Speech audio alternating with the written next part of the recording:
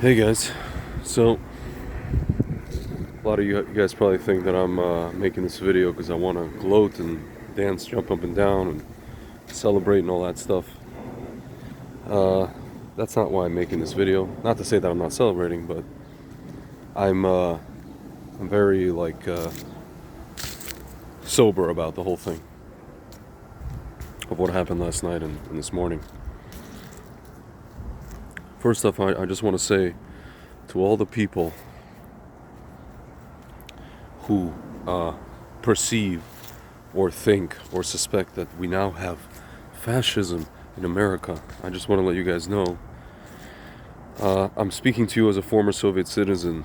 You guys literally do not know shit. You literally do not know a thing of what constitutes actual fascism. Now, some of you may say, well, Zvi, he now has the power, executive power. He has all branches of government, Supreme Court, everything.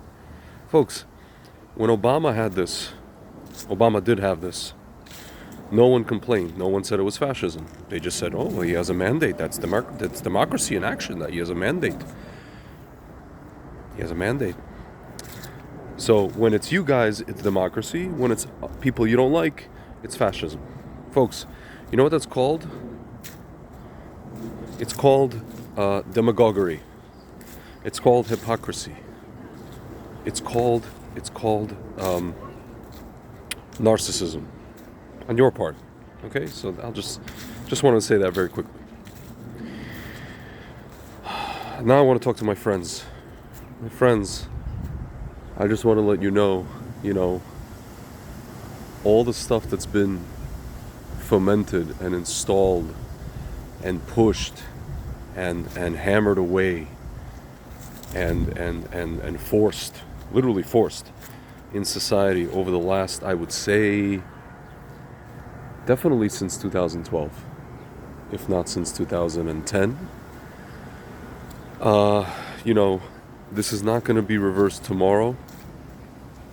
It's not even going to be reversed in the next 4 years.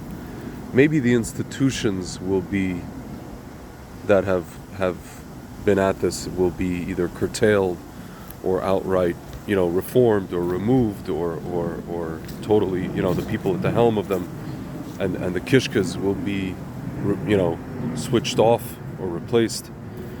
So that might mitigate some of the damage that's been done, God forbid, we're not going to send anybody to, like they wanted to do, like the people that I just spoke to in the beginning of this video, they wanted to send us to re-education camps, like the fascists that they are, like the Maoists and the Leninists and the Bolsheviks that they are, the Marxists that they are, they wanted to do that to us because, we don't believe we have the wrong ideas, right? And if only we had the right ideas, we'd be enlightened like them, right? Because they're Gnostic fruitcakes. Gnostic means gnosis, knowing. They know, they think they know. They know and we don't know, so we have to know, so they have to force us to know. Okay, so we're not going to do that to them because we're not Gnostic fruitcakes like them, right? But we have to change the institutions. We have to reform the institutions. RFK just today, he was interviewed by MSNBC of all people. He said, I don't know if I'm going to outright, God forbid, close the FDA, but I'm definitely going to have to, there's going to have to be a lot of reforms. There's going to have to be, reduce the corruption. And, he goes, why should it be that, for example, Fruit Loops, speaking of fruity things, the cereal has like 19 ingredients and in America and in Canada it has like 2, right? And now we're asking, it's just an example, one of many examples, why our kids are, not healthy and obese and all the rest of it, not going outside and blah, blah, blah, okay? Not to say that this is not a problem anywhere else in the Western world, but America, it's like rampant, right?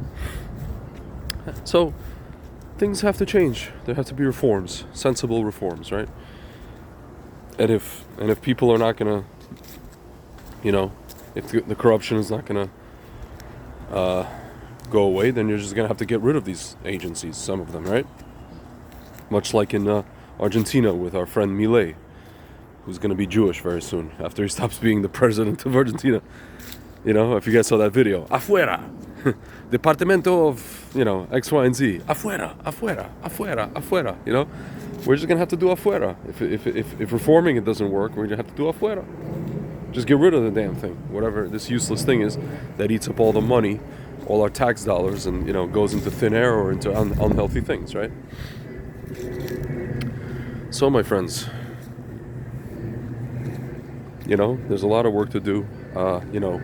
Between now and when Trump takes office, or at least when they certify, not certifiable, not make him certifiable, but when they certify him in the Senate, it's 2 months, exactly 2 months.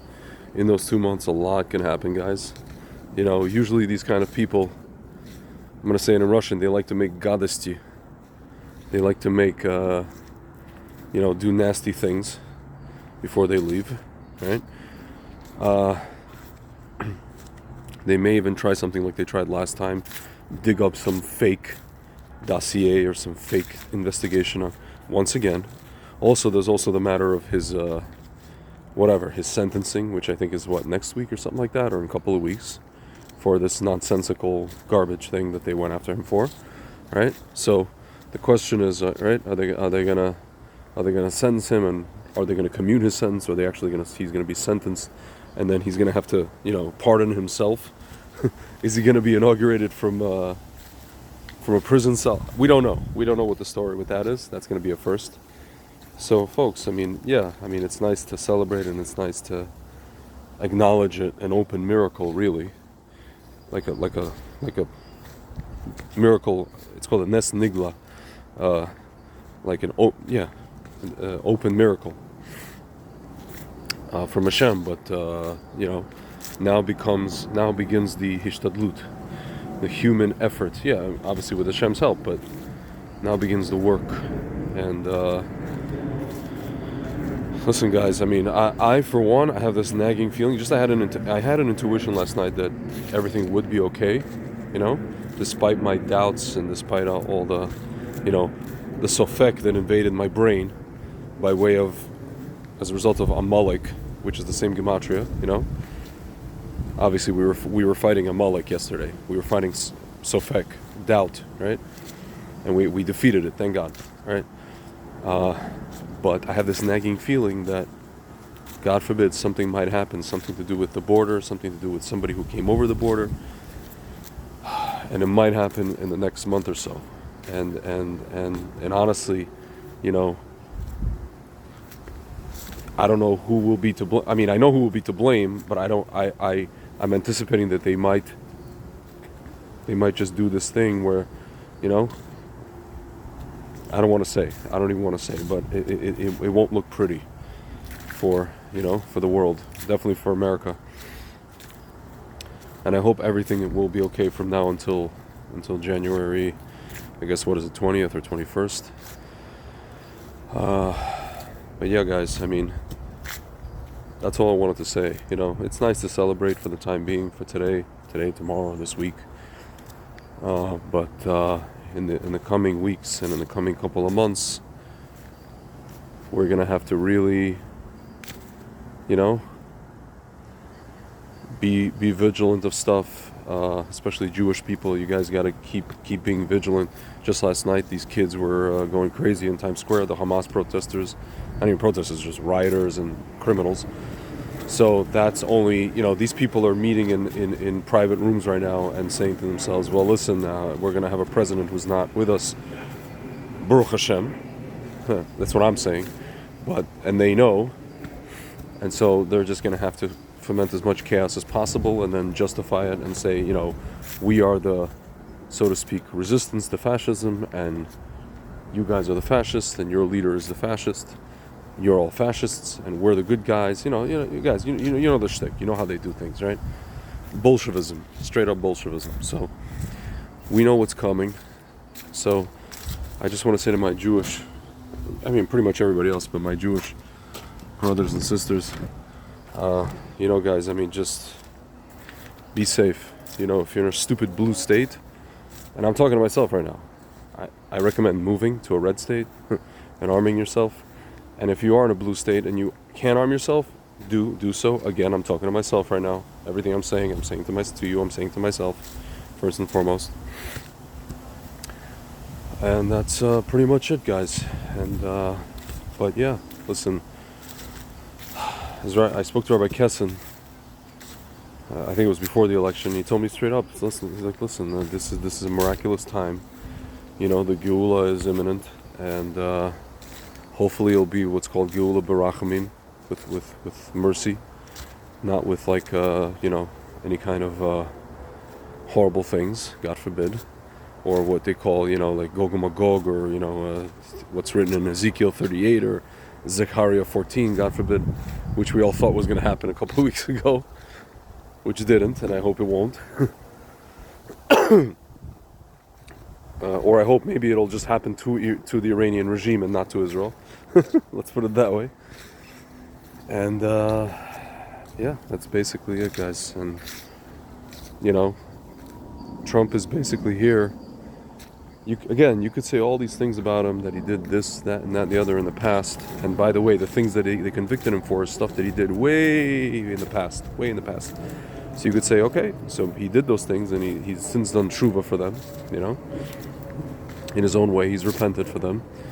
And now he's just, he is Esav, but he's a good part of Esav, and he's helping us to, bring the Geula, the Jewish people. Again, how is he doing that? How has he done that?